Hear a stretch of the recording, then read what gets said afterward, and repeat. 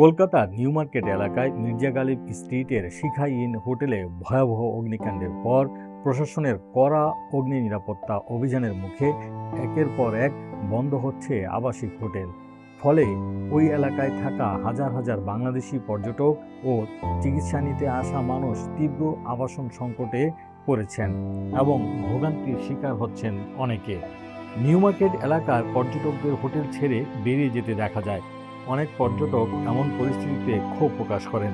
মাত্র ৪৮ ঘন্টায় Marquis street, Colin street, সদর স্ট্রিট ও মির্জা গালিব স্ট্রিটে ২২১টি হোটেল ও ৯টি রেস্তোরাঁ বন্ধের নির্দেশ দেওয়া হয়েছে। এতে অনেক পর্যটকের বাধ্য হয়ে হোটেল ছাড়তে হচ্ছে, নির্ধারিত সময়ের আগেই দেশে ফেরার প্রস্তুতি নিচ্ছেন। মূলত ফায়ার লাইসেন্স, ফায়ার অডিট, পুলিশের অনুমতি, ফায়ার অ্যালার্ম কিংবা জরুরি অবস্থায় বের হওয়ার সিঁড়িসহ ন্যূনতম অগ্নি নিরাপত্তা ব্যবস্থা না থাকায় এসব হোটেল রেস্তোরাঁগুলো বন্ধ করা হচ্ছে।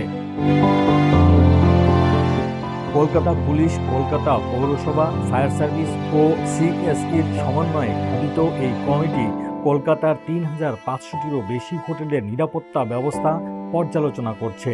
বৃহত্তর কলকাতার অন্যান্য এলাকার কমিটির তৎপরতা তুলনামূলক কম হলেও নিউ মার্কেট এলাকায় কঠোর অবস্থান নিয়েছেন তারা।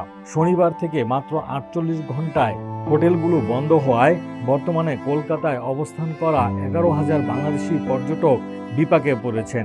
এর মধ্যে ৭,০০০ই নিউ মার্কেট এলাকায় রয়েছেন। হোটেল বন্ধ হয়ে যাওয়ায় অনেকেই বাধ্য হয়ে কলকাতা ছাড়ছেন। কেউ কেউ নতুন হোটেল খুঁজছেন, আবার কেউ কেউ নির্ধারিত সময়ের আগেই দেশে ফেরার প্রস্তুতি নিচ্ছেন। দালালের মাধ্যমে নতুন করে হোটেল পাওয়া গেলেও কোথাও কোথাও আগের তুলনায় অনেক বেশি ভাড়া চাওয়া হচ্ছে, কিন্তু হোটেলের ভাড়া ১.৫ থেকে দ্বিগুণ পর্যন্ত বেড়েছে।